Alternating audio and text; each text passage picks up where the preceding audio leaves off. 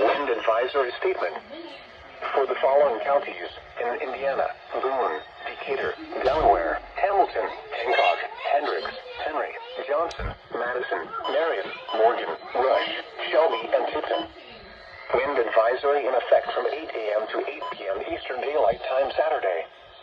South winds 20 to 30 miles per hour with gusts up to 50 miles per hour expected.